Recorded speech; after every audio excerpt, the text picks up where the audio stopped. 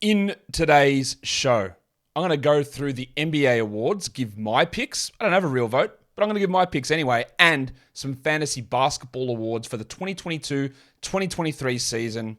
He's back, Michael Bolton. Thanks, Josh. It's Michael Bolton here, and it's time for another episode of the Locked On Fantasy Basketball Podcast. Let's get to it. Let's get to it, indeed. You are Locked On Fantasy Basketball, your daily fantasy basketball podcast, part of the Locked On Podcast Network.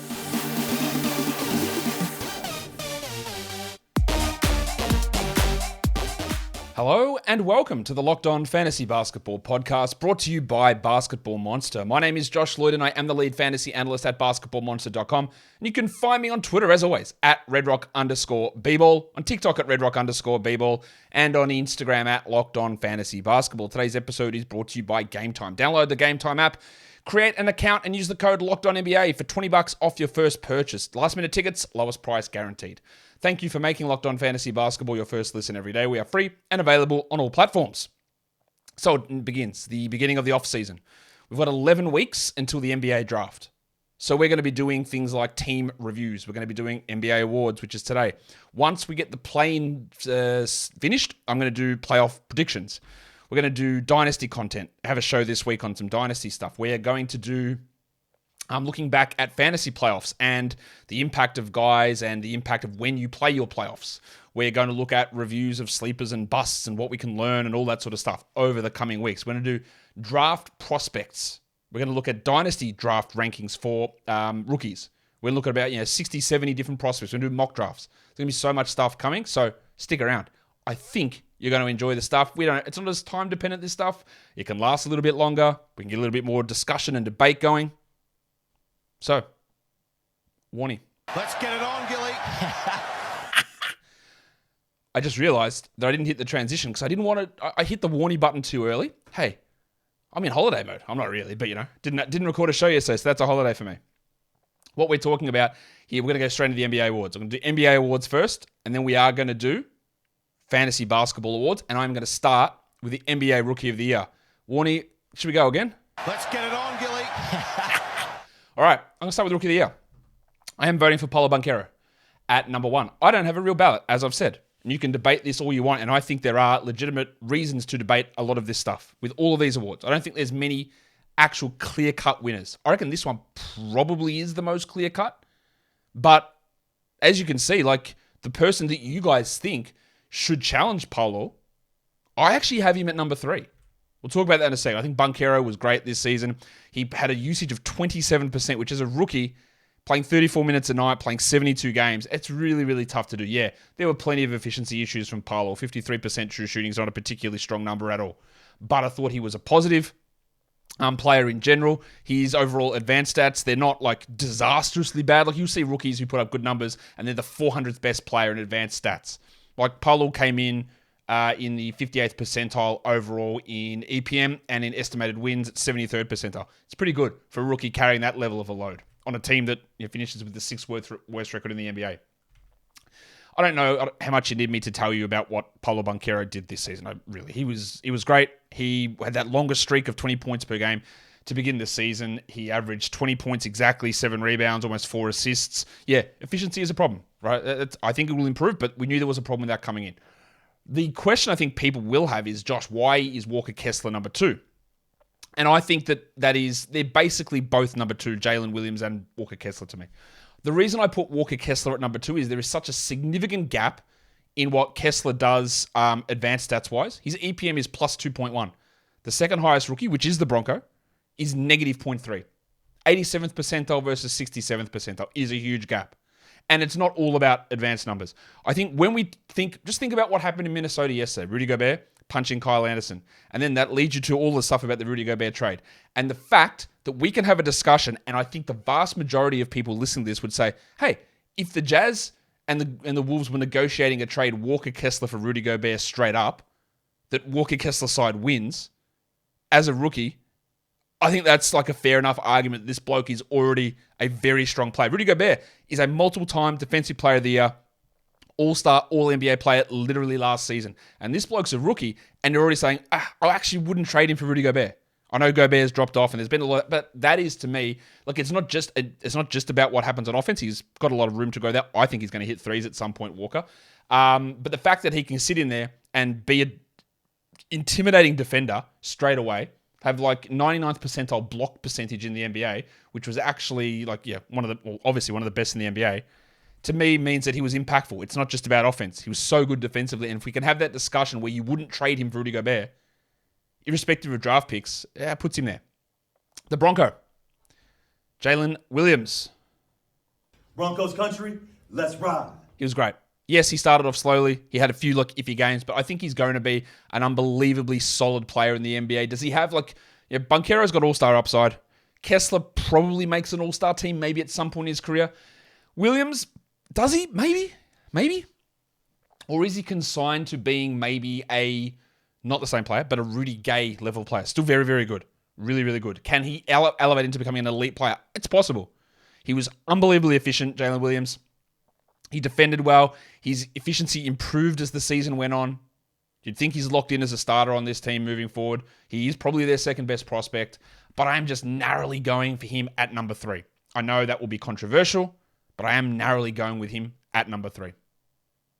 I always want to hear what you guys think. How stupid do I sound? Who would you vote? Rookie of the Year. If you're on YouTube, drop it in the comments below. Today's episode is brought to you by Game Time.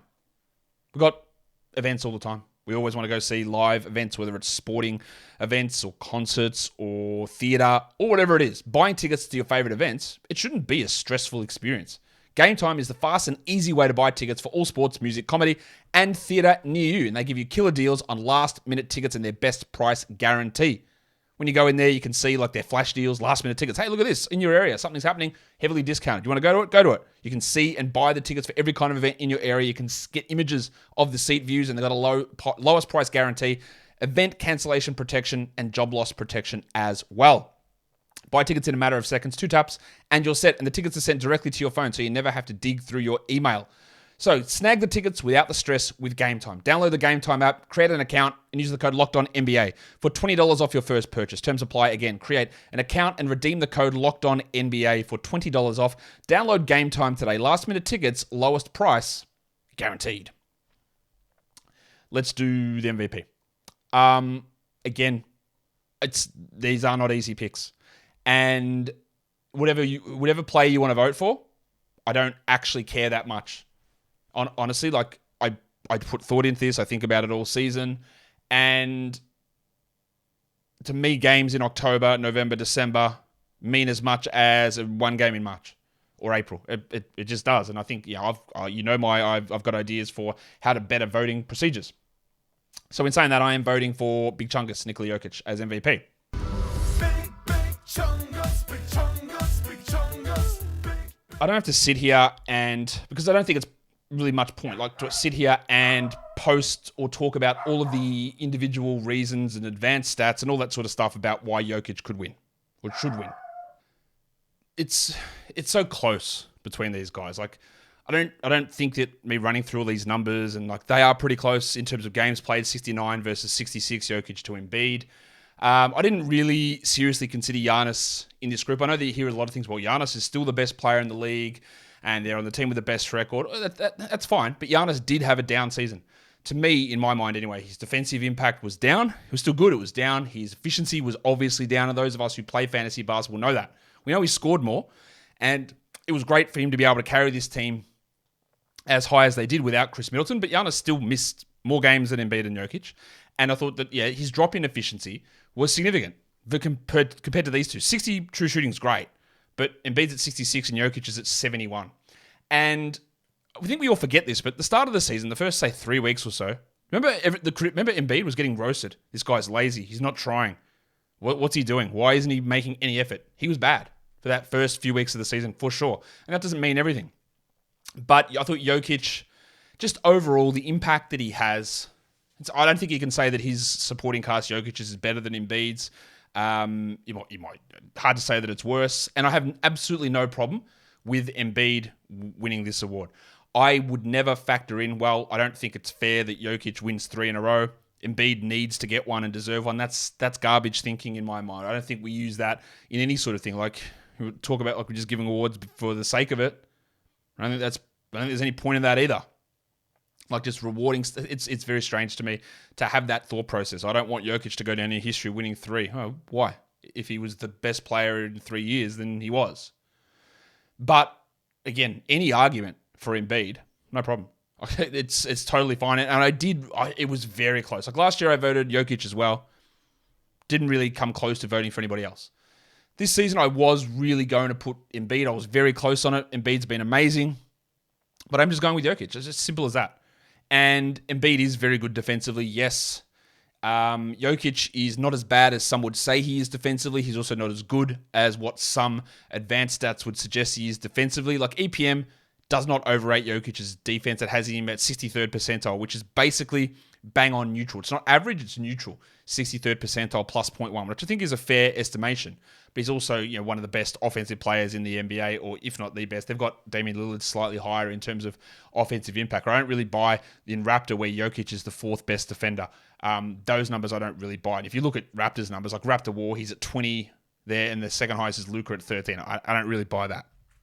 But I'm going with Jokic at 1. Going with Embiid at 2, and I'm going with Giannis at 3. I think we've discussed the reasons there, and I have no problem if you wanted to put Giannis high. I just think he was a little bit down in a few different areas this season compared to in the past. But they are obviously really close. After this, it gets really tough. It wasn't actually that tough for me. I'll say this. It wasn't that tough for me to put Shai Gilgeous-Alexander at number 4. I just think the way that he has carried this team, if you look at this team after the losing Chet Holmgren, and I was probably guilty of it, I'm sure I was, in the preseason, man, this team, I thought they'd take some steps forward this season, but without Chet, I don't know what they're going to do. Like, how are they going to win 30 games? Yet, here they are in the 10th seed, and with a chance to actually make the playoffs. They're in the play-in, chance to make the playoffs. Because of this bloke, and because of someone else we'll talk about later. Obviously, Jalen Williams. We'll talk about another guy later on. So I put him at 4th. I put Jason Tatum at 5th, and I guess you could make the argument of putting Tatum 4th. Boston's been one of the best teams all season. Tatum's the best player on that team. But Tatum, for the last 30 games or so of the season, I thought regressed pretty heavily. I thought his efficiency struggled. I thought that his defense probably wasn't at a higher level as it was. I just thought he was great for the first 15, 20 games, and then he was very good after that. And to me, Shai was great all season. That's the difference to me.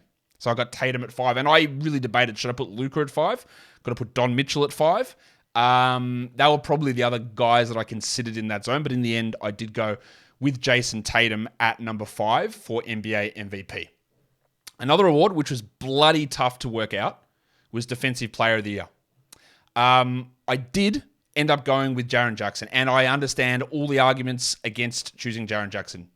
The major argument you're going to say is, well, the minutes, Josh. He missed the start of the season with an injury. Absolutely, he did. This is true. He played 63 games, but how many players actually played huge amounts more than that? The guy that was probably one of the more impactful defenders, Anthony Davis, played 56. Brook Lopez did play a lot, but is Brook Lopez the best defender on his own team? Maybe, maybe not, because Drew Holiday and Giannis exist. Brook was amazing this season, absolutely, but if I want to just choose impact defenders, and that's sort of how I tried to go about this, is that Brook was great, contested tons of shots, unbelievable protecting the rim.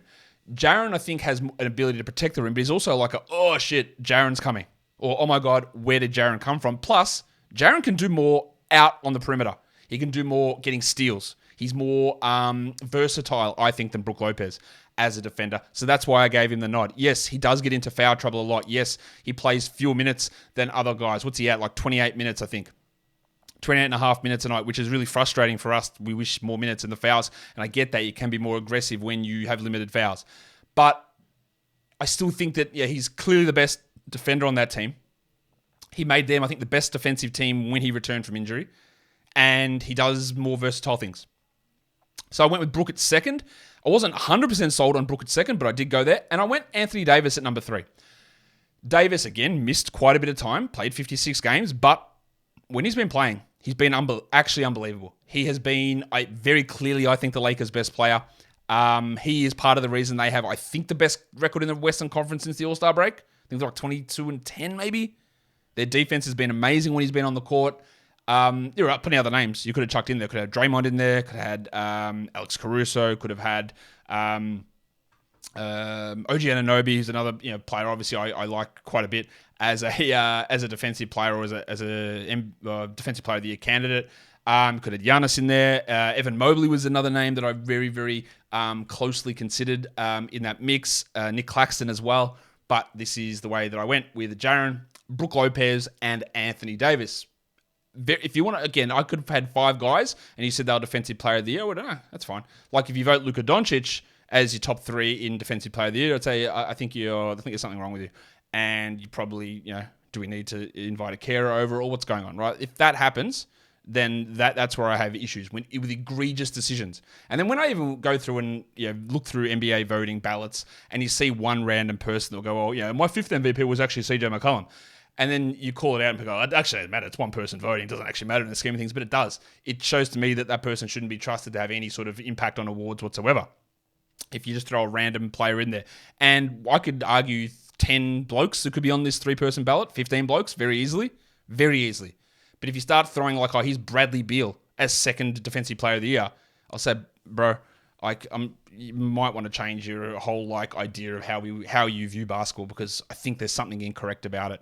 And that's just how I'm going to go through nearly all of this stuff. To me, there's no clear. If you come here and go, you're an idiot, it's clearly Brook Lopez. He played more minutes. I get the argument that it is Brook, but there's no clarity about it. It's clear in this respect to me. I can see those arguments, and that's the case for so many of these awards this season.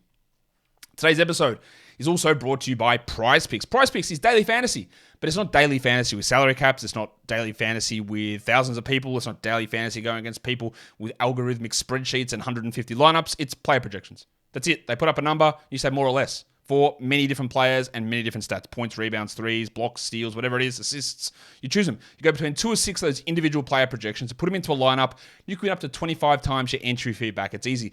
You can do it in under 60 seconds. You can do it in over 30 US states. You can do it in the majority of Canadian provinces as well. But it's not just the NBA. You can do it for the NHL. You can do it for Major League Baseball. You can do it for cricket. You can do it for NASCAR. You can do it for PGA. You can do it for boxing. You can do it for MMA. You can do it for disc golf as well. So make sure you get your disc golf lineups in. Download the PrizePicks app or go to prizepicks.com to sign up and play daily fantasy sports. First-time users can receive a 100% instant deposit match up to $100 with the promo code LOCKEDON. If you deposit $100, PrizePicks will give you $100. If you deposit $50, PrizePicks will give you $50. Don't forget to enter the promo code LOCKEDON at sign up for an instant deposit match up to $100. Let's do most improved player. Really, to me, it did come down to 2 names on this list, and I ended up going with Shai Gilgeous-Alexander as the most improved player. I would say if you just want to do volume of improvement, Lauri Markkanen probably improved more. But how much of that was location and situation? Going from a team where he's playing behind Garland, playing with sort of Mobley and Allen there, playing in a position, I was going to say Colin Sexton, but he didn't play a huge amount last year. Next to Karis LeVert, he was sort of, where was he? Then he goes to Utah. It's like, bang, you're the number 1 guy. Now, he took up huge steps. His efficiency jumped up. His usage stepped up. There were times where they didn't really feature him huge amounts down the stretch when they needed buckets in the fourth quarter, which was weird. Still think he was obviously awesome. He took big steps forward. But Shai went from being, hey, Shai's really good. That's a nice piece. You got back from Paul George. Oh, my God, this guy is an MVP candidate. Going to that level is bloody hard to do with the same team. On the same team, the same squad, everything. You just got better by that amount. So I went with Shai. Again, smarter minds than me will argue that it's someone else. No problem. But I think that Shai is 1, Lowry is 2. The third one was tough. I went with Nick Claxton. This is a guy that when we looked at the Nets roster at the beginning of the season, we went, is he going to play 24 minutes, 22 minutes? Okay, he probably is their starter, but they'll just go small. Simmons will play center. You'll get a lot of Kevin Durant at center. I'm not sure how much Claxton's going to play. They can't really play him and Simmons together, so he's going to be really limited. Well, in the end, he just said, no, Ben, you sit on the bench. And this is a bloke who was in my discussion for Defensive Player of the Year and turned into an unbelievable defensive player on a team that did struggle at times with defense. So to me, taking that step forward, we don't know this guy's a starter or a closer or even a 24-minute-a-night player, to being a guy that was routinely getting 30 minutes a night and being a huge defensive anchor impact player is massive to me. And sitting down an all-NBA, all-defense, all-star level player in Ben Simmons. Simmons obviously has his own issues, right? We know that. But that is a huge improvement from Claxton. He wasn't getting it, because Simmons sucks, you do this. It was like, you are doing this, and now you have made Simmons suck even more. That's basically how I look at that with Claxton. The next award, Sixth Man of the Year. I've changed my opinion on this award because I thought it was pretty silly for big stretches of time, and I have thought this, like when guys, the qualification is you've got to start fewer than half of the games that you play. Okay? That's the qualification. And when you look at what Emmanuel quickly did, all of his good games came as a starter. Now, he didn't start. He is in the qualification. But most of his, he averaged like 12 points a game off the bench, and I think 18 on 19 starting.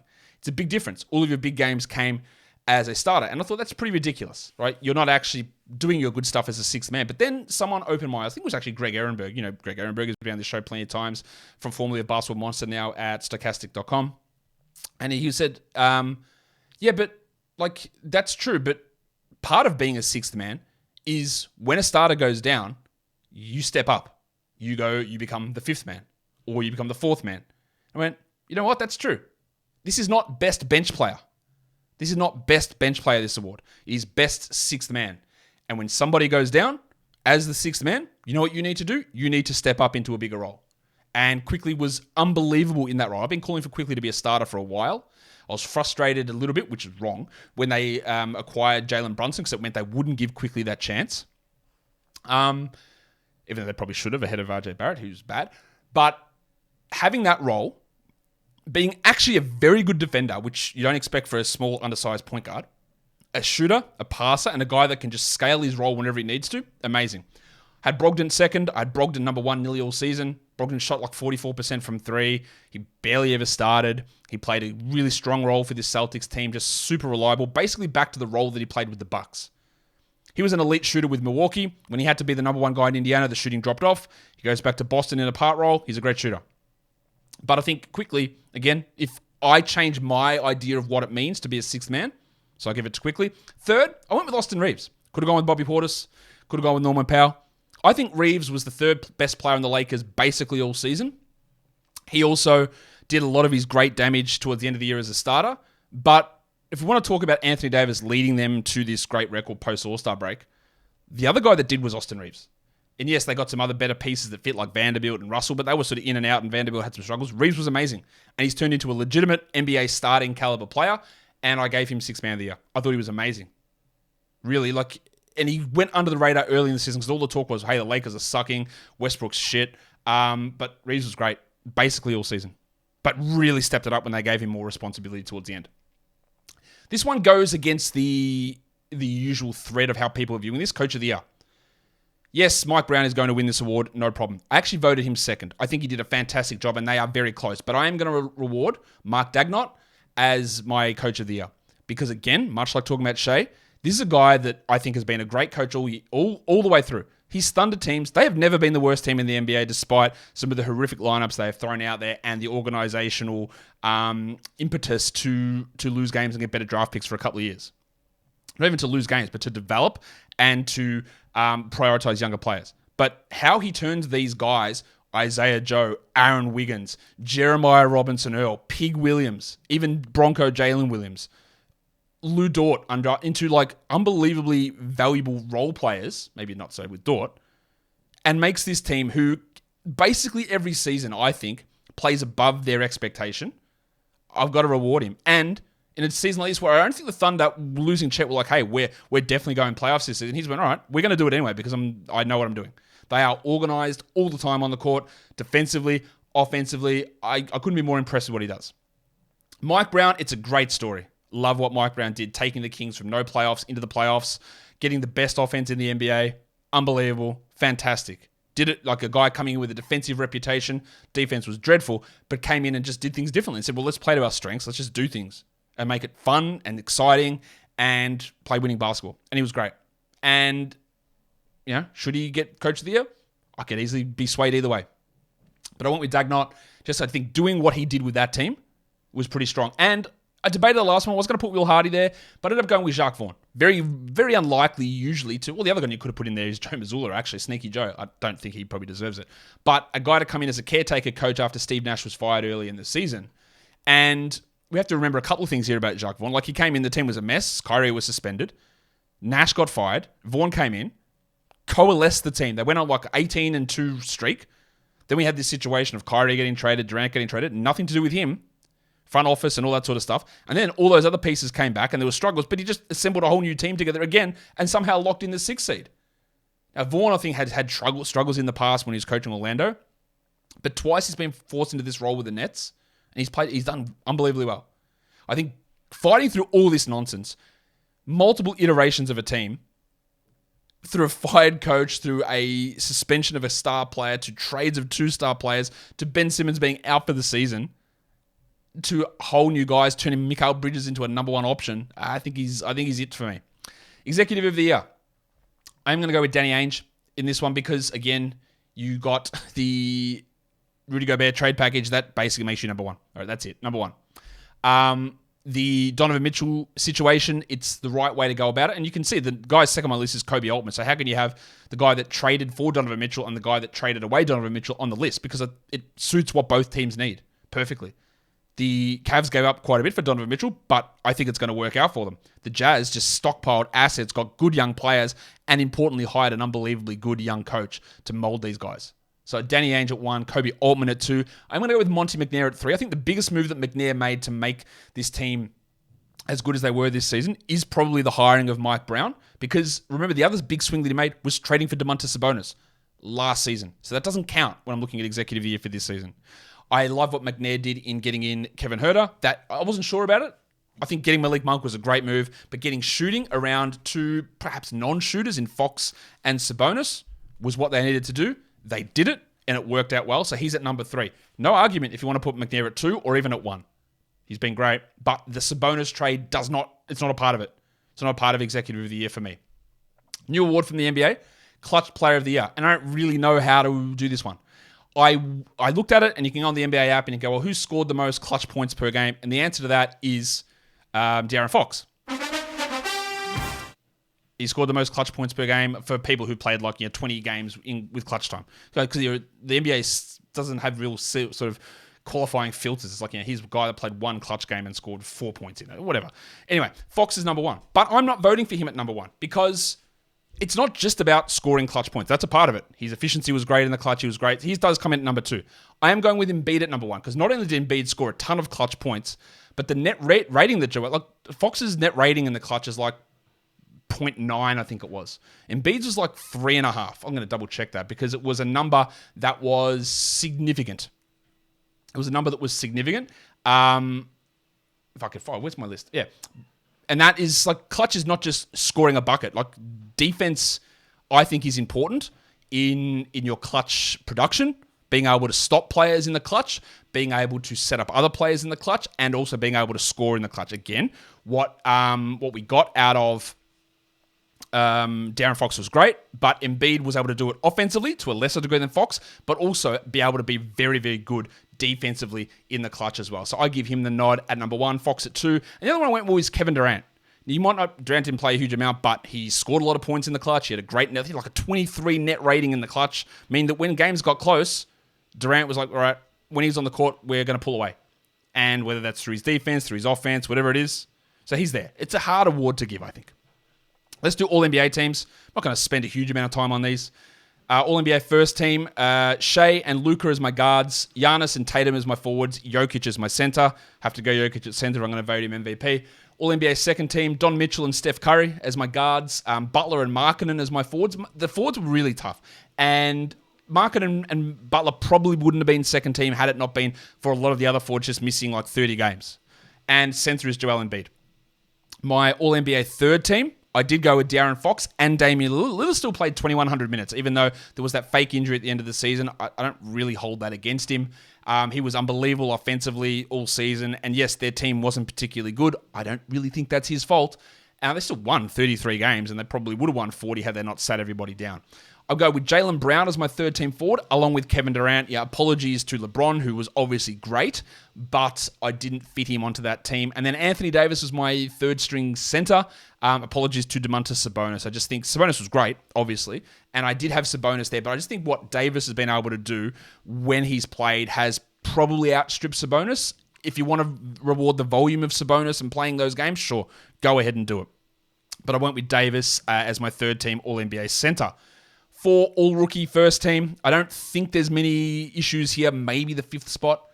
Banchero, Kessler, the Bronco, Jalen Williams, Keegan Murray. Both at record for rookie threes. I don't love Murray still as a long-term prospect. I think he's going to be a really, really solid role player, much like his teammate, the pencil, Harrison Barnes. Barnesy! But what he did this season was strong. I am going to do a 2022 redraft at some point this offseason, and Murray will not go at 4. I know that much. The other one I put in there is passport legend Jalen Duren. And he's the youngest player in the NBA. He, I thought, showed already an ability to be super strong defensively.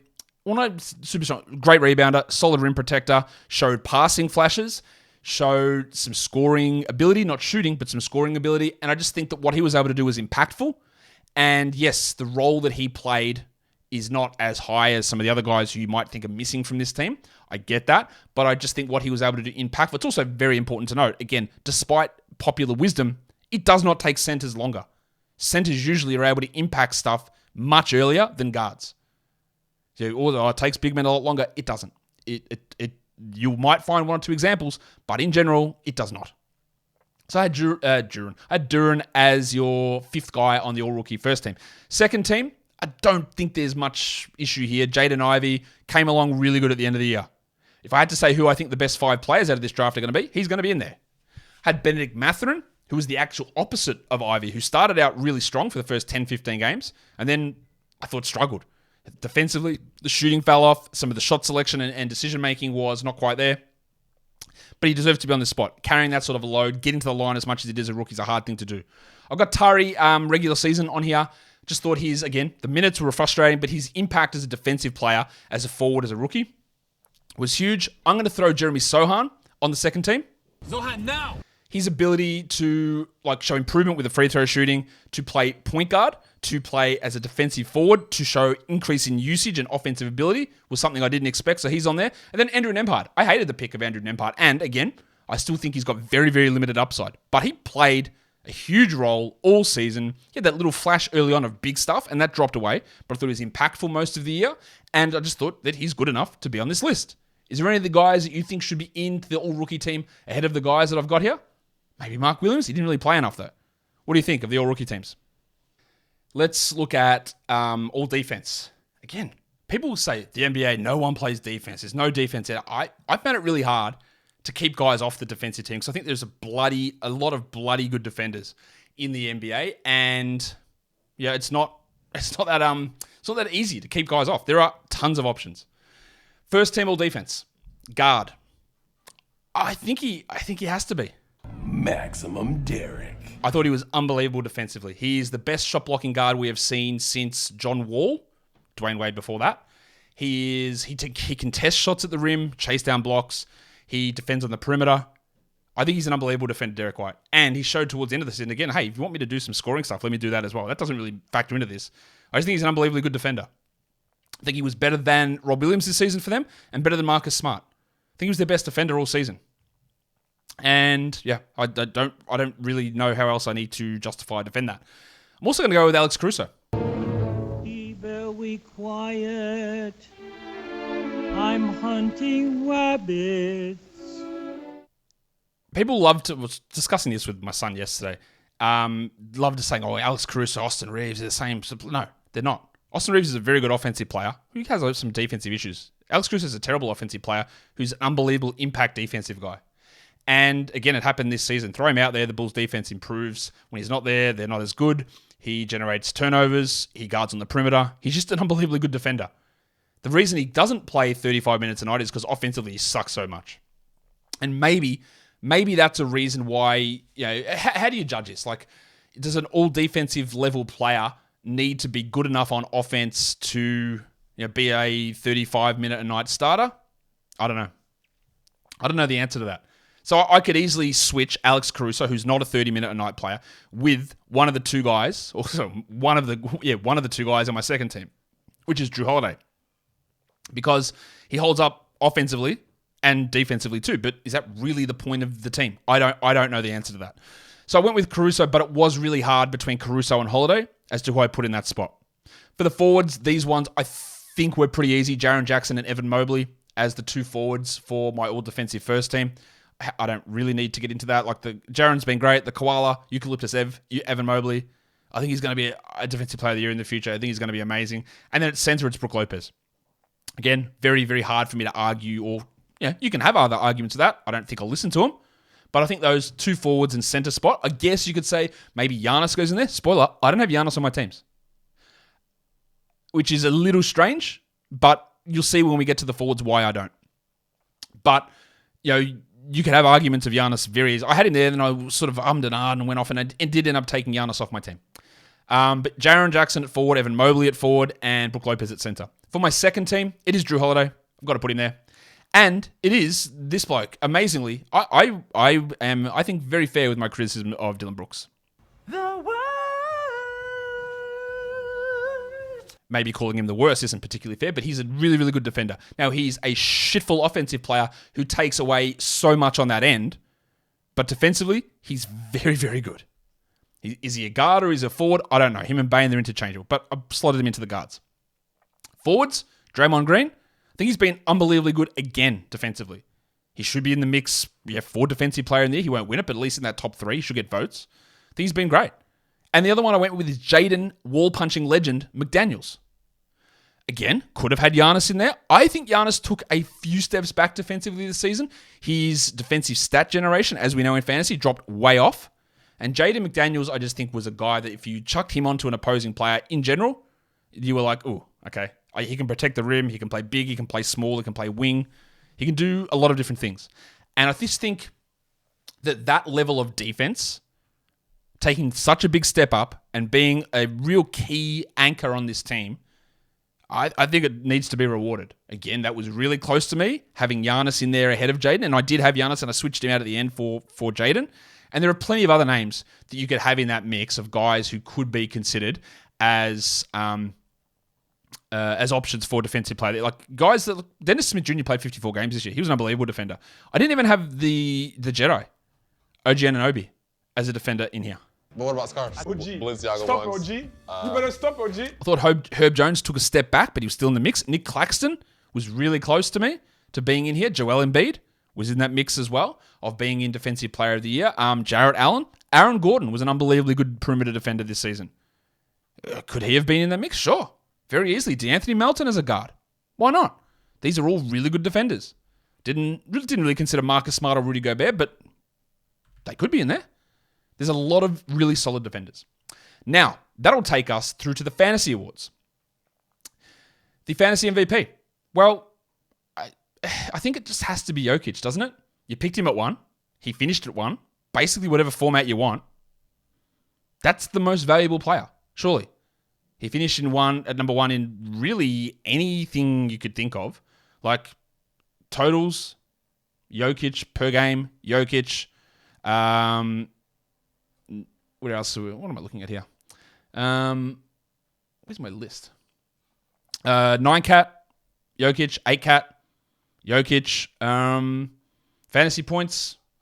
Double check this one before it wasn't actually Jokic in fantasy points. It was Doncic in fantasy points. And fantasy points totals, it was Jokic. So like, I've got like a spreadsheet here with like a multitude of different things of rankings for the season. And in all but one of them, I think 1 out of the 8, also 7 out of the 8, Jokic is number 1. It's very hard for me to suggest anyone else is the fantasy MVP. The fantasy rookie of the year. Well, the way that I talk about rankings all season, I use category leagues as my default. I use some weighted formulas to justify how I think the valuation of players should go. And I'm going to continue to do that. So the fantasy rookie of the year is the Bronco, Jalen Williams. I thought he was great. He finished 10 spots ahead of Walker Kessler. Broncos country, let's ride. And yes, with turnovers, Kessler's a lot higher. But again, as I'll always state with that stuff, like, do you actually think that you would draft Walker Kessler at number 40? Was he the 40th best player this year? No, he wasn't. All right. So I've got Jalen Williams as the fantasy rookie of the year. But however, you can view that in a different way. Like if you're going to play in the points league, Paolo Banchero is going to be right up there. He's going to be number 1. This is more for category leagues, though, but Jalen Williams is my guy as the fantasy rookie of the year. The breakout player of the year. A guy who's achieved a height that I didn't really think he'd get to and has never gotten to that height before. I was big on him coming into the season. I didn't expect Larry Markkinen to be a top 24 player, a second-round guy. I was about getting him in the 60s, maybe late 50s, maybe early 70s. which is still 50 spots ahead of ADP or 40 spots at ADP. I never understood why he was so low. But did I get him right by having him 40 spots ahead of ADP, or did I get him wrong by drafting him 50 spots below where he finished? Don't know. People who hate me say I got it wrong. People who like me say I got it right. It doesn't actually matter. I still think he's the breakout player of the year. He went to a level that we didn't think he'd go to ever, and established himself as a afterthought, really, like an afterthought into a legitimate star. That's a breakout to me. Now, working out the best waiver wire pickup is tough because you can look at all the Yahoo ADP data and you'll see guys like Jalen Williams with an ADP of 143 or Walker Kessler with an ADP of 141. You go, okay, so in a lot of cases, yes, they were available on the waiver wire in leagues. And that is totally reasonable to consider those players as your waiver wire player of the year. Getting someone at 140 or sitting off the waiver wire in so many different spots. If I just go through and have a look who the highest was, who was, say, outside top 130, it was Jalen Williams at 143, Kelly Olynyk at 139. But in most cases, Olynyk was drafted. I think he should have been. And you could have got Walker Kessler and Jalen Williams off the waiver wire, but they do have ADPs. Using my data, the highest ranked player who did not have an ADP, have I even put the screen across? No, I haven't, was actually Delon Wright. He finished 110th. He didn't have a Yahoo ADP. He finished marginally ahead of Zach Collins, who also didn't have a Yahoo ADP. And these guys played like a chunk of games. Like there are other guys in here, like I could throw Shaq Harrison or Skylar Mays or Chris Dunn, who obviously succeeded in the final 20 games or 10 games or 5 games of the season to be ranked in the top 100 per game. But Wright was able to be, he was on a roster all season. He finished top 110 and he wasn't drafted. It's a hard one to figure out how we do that. Comeback player of the year. How would I judge this one? Well, it's a guy that was either really bad last season and had been good in the past or didn't play last season and was really good. And that should give you a hint as to who it is, because this bloke didn't play last season. I'm a fun guy. And despite an unbelievably horrible start to the season, where people were absolutely shitting themselves, and I was worried, what's going on? Why is he having this weird coming off the bench and then knee soreness from an ACL, all that sort of stuff? Kawhi Leonard finished as the 18th ranked player on a per game basis. 18th ranked player on a per game basis. I'm trying to look where Kawhi was in totals, like 56th, and that's in like 8 cat value. And if I look at 9 cat value in totals, he is 36th, third round in totals for a guy that struggled so much to begin this season and missed all of last season. And again, on per game, this is a top 20 player. I think it has to be him. You could throw Jamal Murray in there, but I just think Kawhi got to a higher level than Murray and then also started, like he had a comeback from last season and from the beginning of this season. So Kawhi's my comeback player of the year. 2 more awards to go. The biggest fantasy bust. The way that I did this one was looking at ADPs and then also not including guys who got injured because they still have time. Look, was picking Cade Cunningham in the 3rd round a bust? Of course it was. It's a huge bust. Was picking Karl Anthony Towns in the 1st round a huge bust? Yeah, gigantic. All right, but they missed. Cunningham played like 20 games and Towns missed like 55 games. Like, it's very hard to know that that's going to happen. Right, and while I think picking Towns in the 1st round was the wrong decision anyway, I'm not dinging him because he missed all that time. Same as not going to ding myself. I will ding myself because it obviously worked out terribly to pick Cade Cunningham in round 3. But that's injury. Like 60 games, he could have got himself back into that zone very, very easily. Very easily. We see what happens. Like if you have look at the time when Cade got injured, right, and look at where Jalen Williams was ranked at that point of the season, and then look at where we are now, then you can see how big things can change over that period of time. The biggest fantasy bust is a bloke that didn't get hurt, that I was pretty interested in for reasons that I will explain in a second. And that's Sticks. Stand by your man. I said this a lot in the preseason. I don't think this guy's a very good player at all. I have no idea why the Pacers have come out and promised him a starting job to re-sign him. Well, you are going to be our starter. Okay. I don't get it. He's not good, but he does have a good fantasy skill set. Points, rebounds, threes, blocks, good field goals, good free throw percentage. That's an unbelievably good fantasy option. And they're going to start him, yeah? And they don't have any other power forwards. So let's do it. Let's do it. His draft position was around 100. He ended up ranked 190th per game. That's disgusting. I was happy to pick him in the 80s. Like, I screwed that one up bad. But not because I thought he was good, because I thought he'd give him an opportunity. And I didn't go, hey, you know what they'll probably do? They'll probably start shooting guard who's actually not very good, Aaron Nesmith at power forward. That never entered my head for a single second. But that's what they did because Jalen Smith sucks so badly. So yeah, he was a huge bust. Who else do you think is a huge bust this season? Again, let me know. And the last award, the most versatile player. Now, how did I judge this? We have a balance rating on Basketball Monster, which is basically the value across all of the categories. Like, are you a big outlier player? Giannis, huge negatives in free throws, big positives in field goals and points. Like, where are you at? Which is really good for head-to-head leagues. It's not as important in roto leagues. Getting more balance and being able to contribute positively in multiple categories is where I'm going to go. So I used an arbitrary cutoff and I said, okay, this guy in a standard league roster is 156 players. So I want this person to have the best balance value, the best similarity across all their categories, but also be a top 60 player. Because you can have balance like Tobias Harris and be the 110th best player or whatever, or 90th best player, but have balance and similarity across the board. But is that actually that good when most of those numbers are either average or below average? So I wanted the person to be a top 60 player with the most evenness and balance across their categories, the most versatile player, and he's already won an award today.